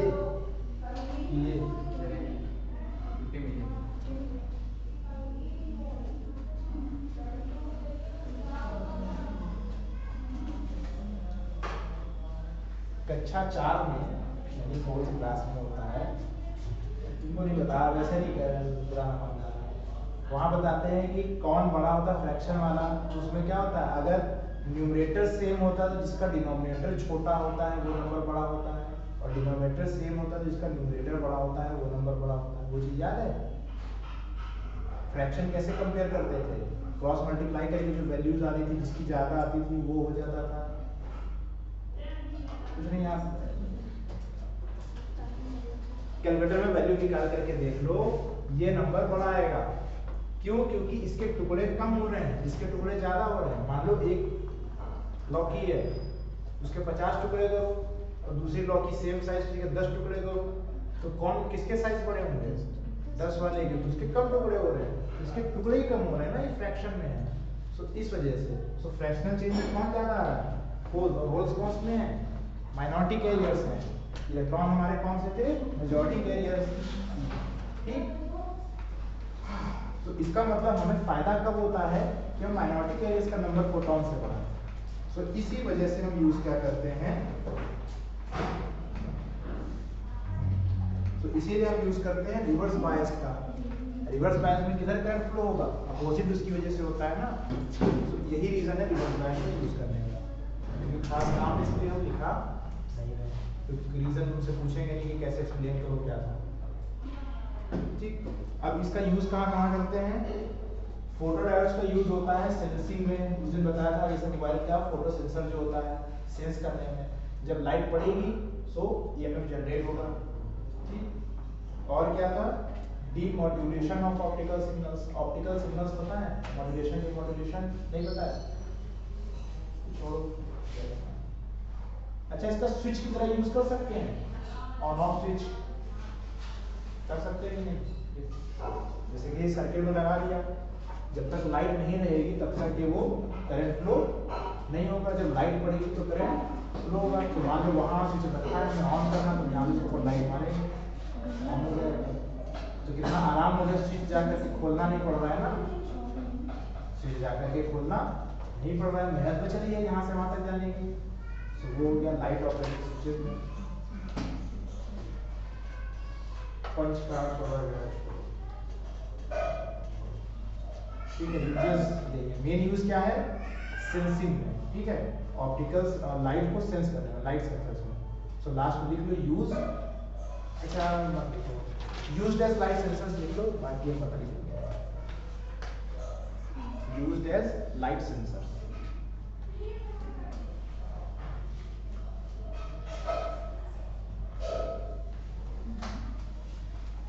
सो इतनी चीज में क्या समझ में आई? स्पेशल टाइप के सेमीकंडक्टर्स बनाते हैं जिसके ऊपर लाइट पड़ती है, so electron hole pair create होते हैं। हम डिजाइन इस तरह से करते हैं कि वो हो डिप्लीशन रीजन में, जिससे वहाँ की इलेक्ट्रिक फील्ड उन्हें मूव कर दें, इलेक्ट्रॉन्स चले जाएं पी साइड पे, होल चले जाएं एन साइड पे। जब लोड कनेक्ट करेंगे क्या होगा? एक करंट फ्लो होगा due to EMF generated. Use हम कर सकते हैं। नेक्स्ट कौन सी डिवाइस थी? 3 थी। दूसरी कौन सी थी? LED, light emitting light. So heading डालो एलईडी।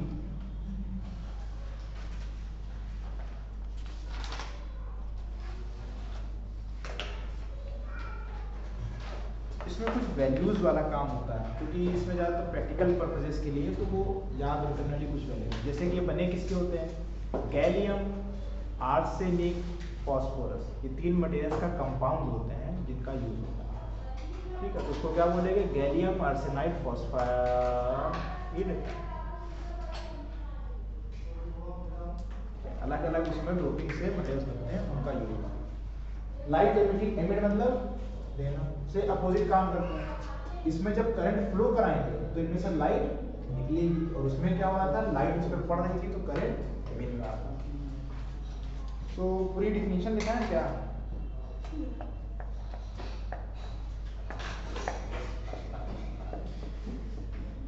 ठीक है, पहला पॉइंट लिखो heavily dope. Heavily dope,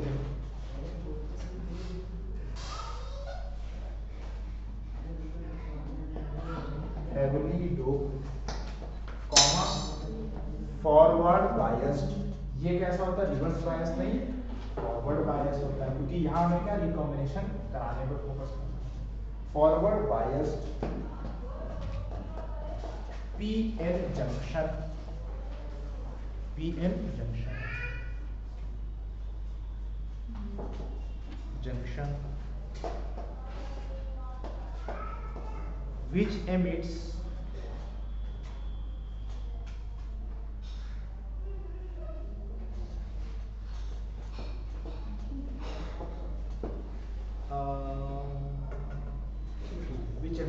spontaneous spontaneous spontaneous radiation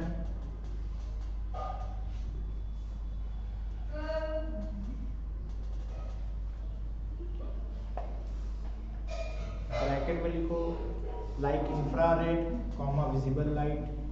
ठीक है, कई रेंज में कर सकता हो सकता है यूवी लाइट आए, हो सकता है इंफ्रारेड आए, हो सकता है विजिबल लाइट आए। ऐसा नहीं है कि करना है कि लाइट एमिटिंग डायोड मतलब है कि बस लाइट ही डायोड करता है, दिखाई देगा, बल्ब जलेगा, जरूरी नहीं है। इंफ्रारेड रेंज में हो सकता है, यूवी रेंज में हो सकता है। ठीक है, spontaneous which emits spontaneous radiation bracket 1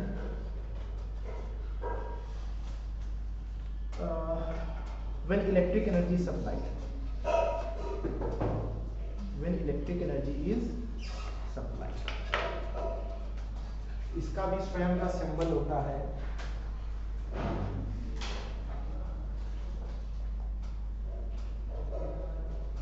ये ध्यान रखना है कि फोटोडायोड कैसे बायस में यूज होते हैं, रिवर्स बायस में।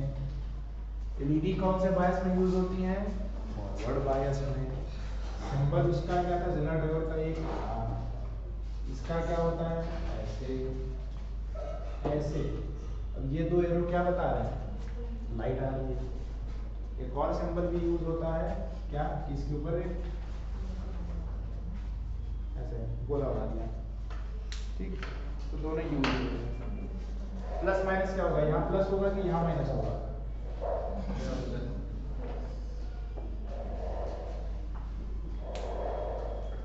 ओके।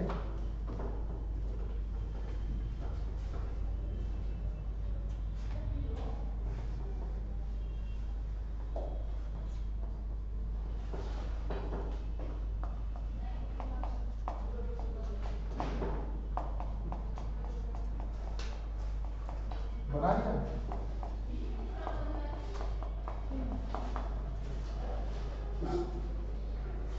हाँ, एक और सिंबल है, ये इम्पोर्टेंट सिंबल है। इम्पोर्टेंट सिंबल इसलिए नहीं पूछा जाएगा, इम्पोर्टेंट सिंबल इसलिए है इसको देखना होगा। ये सिंबल है, यहाँ ए और यहाँ सी। अब कौन बता सकता है, गेस कर सकता है, ए का मतलब क्या है, सी का मतलब क्या है? नहीं,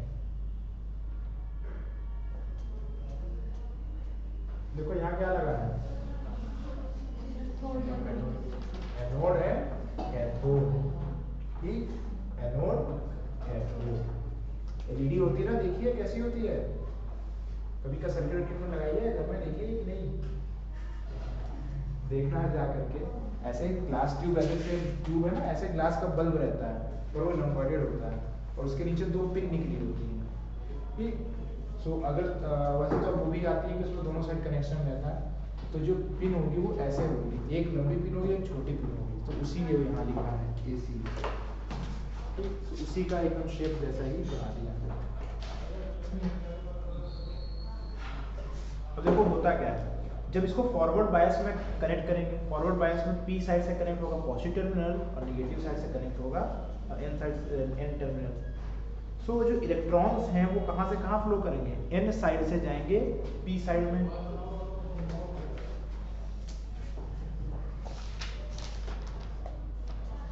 ऐसे अगर कनेक्ट है, ये बी साइड, ये एन साइड, ये पॉजिटिव, तो इलेक्ट्रॉन्स किधर से किधर फ्लो होंगे, एन से जाएंगे पी में और होल जाएंगे पी से एन। तो इलेक्ट्रॉन्स फ्लो होंगे इधर और होल्स फ्लो होंगे इधर। ओके, अब दोनों ही साइड में क्या अपने जहां पर वो माइनॉरिटी कैरियर्स में उधर जा रहे हैं, इलेक्ट्रॉन्स उधर जा रहे हैं जहां पर वो माइनर में है।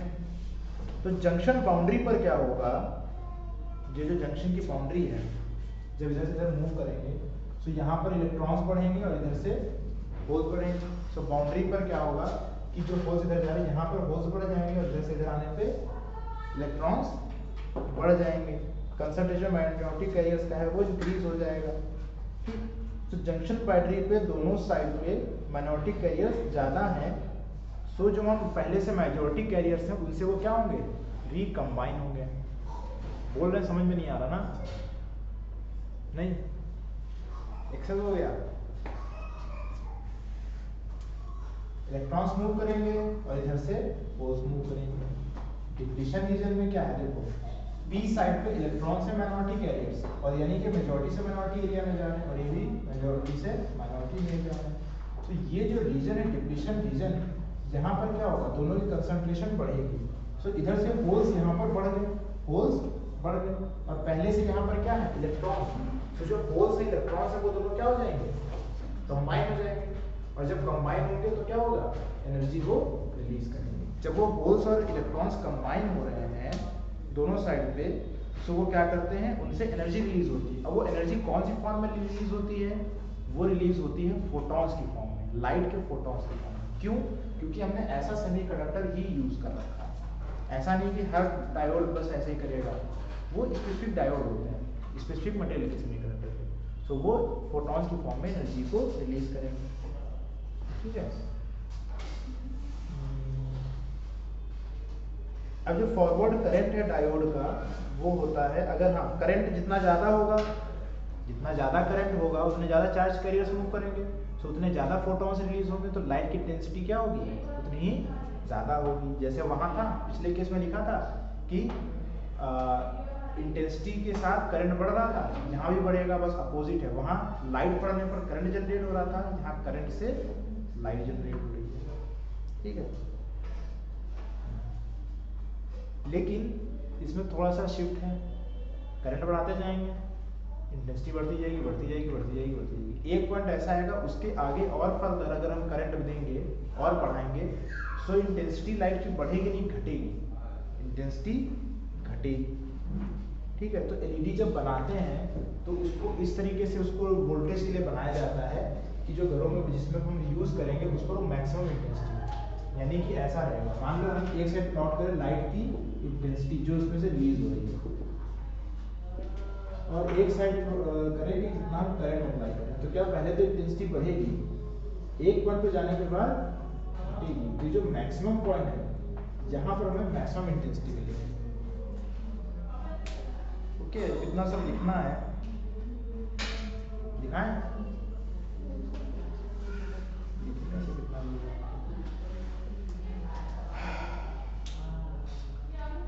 अब अलग अलग सेमीकंडक्टर से कौन सी लाइट निकलेगी, सारी की सारी लाइटें, उस दिन भी बताया था, हर एक कंडक्टर से अलग अलग तरह की लाइट निकलेगी। वो डिपेंड करेगा कि उसका मटेरियल कैसा है और उसका जो वोल्टेज, उसका जो ब्रेकडाउन वोल्टेज है वो, उसका थ्रेशोल्ड वोल्टेज वो कितना है। ठीक है, जैसे कि रिवर्स ब्रेकडाउन जो वोल्टेज है एलईडी का वो बहुत ही लो होता है, typically around 5 volt. So care होनी चाहिए कि बहुत ज़्यादा रिवर्स वोल्टेज उसके अंदर ना है। अब हमें कौन कौन से करंट की जरूरत होती है, हमें कौन कौन से करंट, कौन कौन से लाइट दिखती है, सॉरी करंट बोल दिया, कौन कौन से कलर की लाइट दिखती है, विजिबल होती है, विजिबल स्पेक्ट्रम में कौन कौन सी लाइट होती है, अरे विजिबल स्पेक्ट्रम, हाँ तो ये सब लाइट चाहिए होती हैं। सो हमें इस तरीके के एलईडी की जरूरत होती है, तो ये सब एलईडी मार्केट में कमर्शियली अवेलेबल है, कंपनियां बना बना करके बेचती हैं। इंफ्रारेड वाली बेचती हैं कि नहीं, उसकी भी बिकती है पर जरूरत नहीं पड़ती है कॉपर। ठीक है, अब ये देखो हमने क्या देखा था,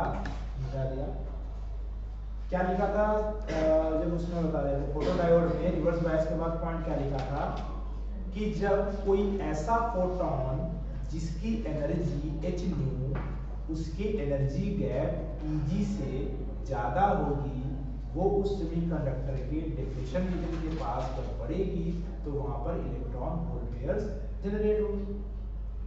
सो इस केस में क्या हो रहा है कि हम एनर्जी इलेक्ट्रिक फॉर्म में सप्लाई कर रहे हैं और उससे फोटॉन्स निकल रहे हैं, तो उसकी एनर्जी कितनी होगी, जो फोटॉन्स रिलीज होंगे उसकी एनर्जी h न्यू कितनी होगी, जो एनर्जी गैप है जो उस मटेरियल का एनर्जी गैप है उसके बराबर होगी या उससे थोड़ी सी ज्यादा होगी।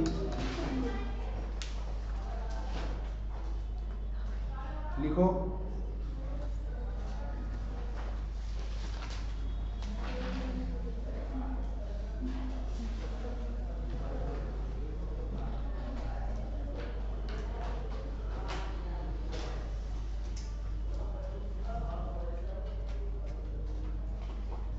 in forward bias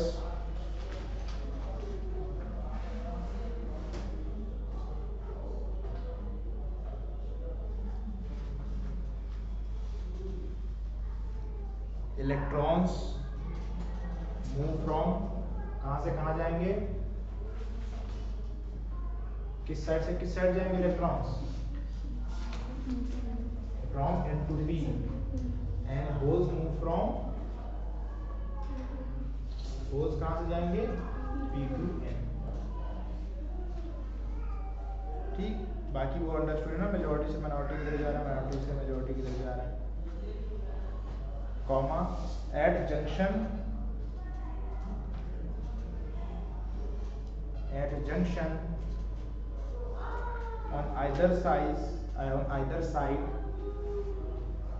on either side उस साइड या इस साइड दोनों साइड क्या होगा, excess minority carriers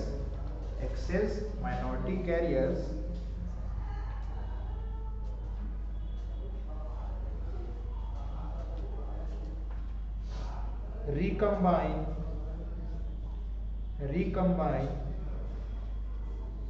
with किससे रिकम्बाइन करेंगे, मेजॉरिटी कैरियर। ठीक, recombine with majority carriers. Full stop. ये लाइन है इंपॉर्टेंट, अंडरलाइन करके लिखो या चाहे जैसे लिखो। Photons with energy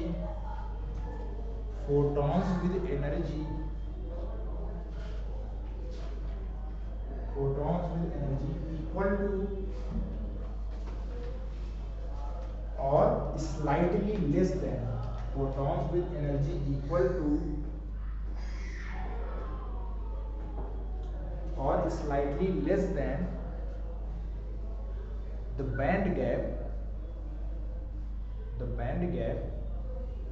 are emitted। जो बैंड गैप होगा उतनी एनर्जी या उससे थोड़ी सी कम, जैसे मान लिया 1.8 इलेक्ट्रॉन वोल्ट है गैप, सो हो सकता है कि 1.78 इलेक्ट्रॉन वोल्ट है, 1.79 इलेक्ट्रॉन वोल्ट, ऐसा फोटॉन्स निकलेंगे। तो बैंड गैप पे डिपेंड करेगा कि लाइट कौन सी निकल रही है। ठीक, अब वो जो एनर्जी होगी, एनर्जी किसके बराबर हो जाएगी फोटॉन्स के लिए, h न्यू। सो फ्रीक्वेंसी किसके ऊपर डिपेंड करेगी, बैंड गैप पे डिपेंड करेगी। सो अलग अलग बैंड गैप के लिए अलग अलग फ्रीक्वेंसी निकलेगी। कितना क्लियर है?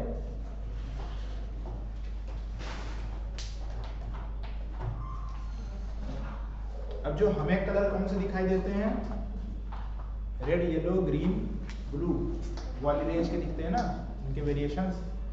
सो हमें तो ये वाले कलर चाहिए। इनकी फ्रीक्वेंसी याद है किसी को, वेवलेंथ कहां से कहां तक होती है बिजली स्पेक्ट्रम की, 400 एंगस्ट्रॉम, 700 एंगस्ट्रॉम, 600 एंगस्ट्रॉम, ये सब कुछ रेंज दिया गया याद है, कहां तक होती है, 750 एंगस्ट्रॉम। रेड की कौन होती है, ब्लू की कौन होती है, नहीं पता है, ठीक है।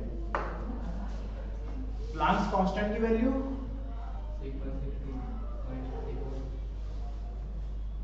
6.62 into 10 to minus 34।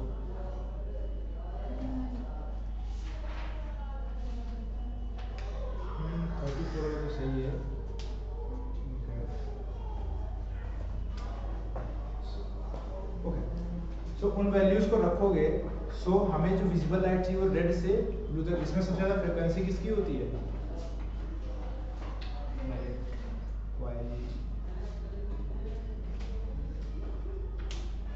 वायलेट की सबसे ज्यादा होती है। ठीक है, सो तो आगे भी हो गया। सबसे मिनिमम में कौन होती है, रेड। सो यानी रेड से स्टार्ट होकर वायलेट तक जाना है। सो मिनिमम जो हमें फ्रीक्वेंसी चाहिए होगी वो रेड मिलेगी, वो कब, उसके बैंड गैप पर डिपेंड करेगा। तो उसमें जब वैल्यू प्लॉट करते हो तो हमें पता चलता है कि कम से कम 1.8 इलेक्ट्रॉन वोल्ट गैप होना चाहिए जब उससे वो फोटोन एनर्जी निकलेगी जो हमें विजिबल हो। ओके, सो ये सारे कलर के लिए एनर्जी गैप कितना होना चाहिए? Minimum 1.8 electron volt. ठीक है, लिखो semiconductors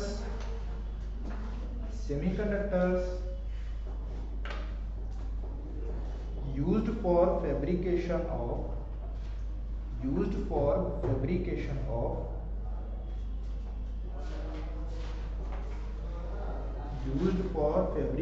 of visible LEDs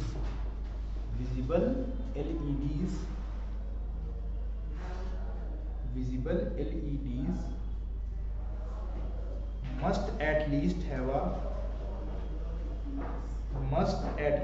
have a band gap of, underline कर लेना, चाहे बॉक्स में कर लेना, कितना बैंड गैप होना चाहिए? 1.8। Must have a band of 1.8 electron volt. चाहो तो लिख सकते हो ब्रैकेट में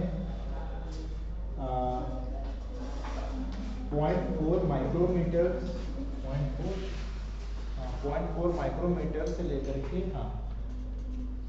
0.7 micrometre is spectral range of visible light. ये ब्रैकेट में लिख लो उसके आगे। ठीक है, ये वायलेट के लिए और ये रेड के लिए। सो इतनी रेंज होती है क्योंकि उसकी वजह से फ्रीक्वेंसी आती है, उस फ्रीक्वेंसी के हिसाब से बैंड गैप हमारा निकल आता है। सो ऐसा नहीं कि हम कोई भी बस सेमीकंडक्टर ले लें, वो हो सकता है वो पहली तो बात वो फोटो डायोड का उसमें इफेक्ट होना चाहिए। दूसरा फिर क्या हो कि उसमें से एनर्जी निकलेगी वो कौन सी वेवलेंथ पे, कौन सी फ्रीक्वेंसी पे निकलेगी। विजिबल लाइट अगर चाहिए तो कम से कम 1.8 इलेक्ट्रॉन वोल्ट का हमें बैंड गैप चाहिए। अब मैक्सिमम लिमिट कितनी होती थी सेमीकंडक्टर के लिए? 3 इलेक्ट्रॉन वोल्ट। तो उन दोनों के बीच में ही हमें विजिबल लाइट बस मिलेगी। ठीक है, अब लिखो नेक्स्ट पॉइंट। अरे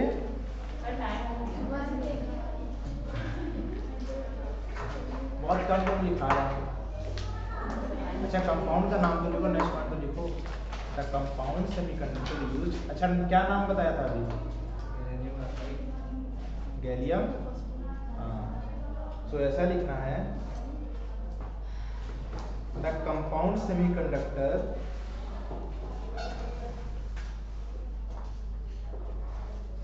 गैलियम आर्सेनाइड फॉस्फाइड, और ब्रैकेट में एक्स की फॉर्म में लिखना पड़ेगा इसे।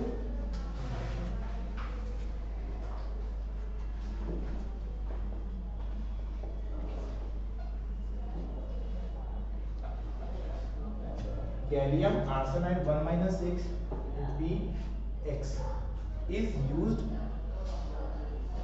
is used for making visible LEDs. Used for making LEDs of different colors। ऐसे ये जो हमें रेड, ग्रीन, येलो, ब्लू वाली दिखाई देती है वो इसमें ये यूज होता है। अब यहाँ x और px क्यों लिखा है -x? जैसे जैसे इसकी कंसंट्रेशन का रेशियो की फॉर्म में लिखा है कि अगर गैलियम का कंसंट्रेशन 1 है तो उसके रिस्पेक्ट में इन दोनों की वैल्यू चेंज कर करके हमें अलग अलग बैंड गैप मिलेंगे, अलग अलग बैंड गैप मिलेंगे, तो उससे अलग अलग फ्रीक्वेंसी की लाइट मिलेगी, अलग अलग कलर की लाइट मिलेगी। अब कौन सी फ्रीक्वेंसी पे क्या होता है वो सब बात दिखाएंगे। समझ में आया कुछ? अब बताओ एलईडीज का फायदा क्या होता है, यूज